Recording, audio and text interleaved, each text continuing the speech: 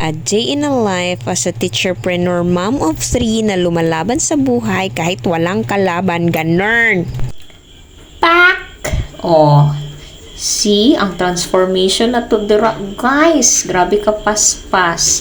Oh, from school, guys, naabot ta diri guys sa ato ang destination wherein mag-set up ta karon guys og 60th birthday na decoration backdrop by Miming's Creation.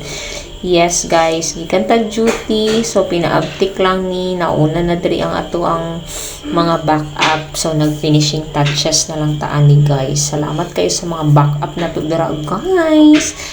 Of course si Papa Alvin ang pinaka-backup dira, and then si Bonbon and si Jeddah.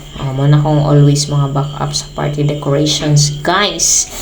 Yes, excited kayo ko ani guys kay ngano gibook ni siya ni client guys mga 2 days na lang before ang party. So ako sa siyang gibana-bana o accept or decline, charot. Pero dili ta pwede mag-decline oy, kay repeat client baya na to ni guys. So kay na finishing touches na lang ita no, dali lang ta na human. So this is the final look, ha. Dili ko siya basta-basta by kay ano guys, kuan siya aesthetic ang motif na to karon. Nan. Salamat kay Papa Alvin sa pinaabtik nga paghimo sa ako ang crates nga request sa iya ha. Mo lang to kanindot guys no sa amo ang tandem ni Papa Alvin, kay tanan na kong request sa iya nga pinaabtik guys, iya ha jud nang himuon pinaabtik pud na sa walay pagduha-duha o pulido kay na pagkahimo ang tanan guys. So ang number standee kay Papa Alvin pud na, ang crates and silhig yahan na.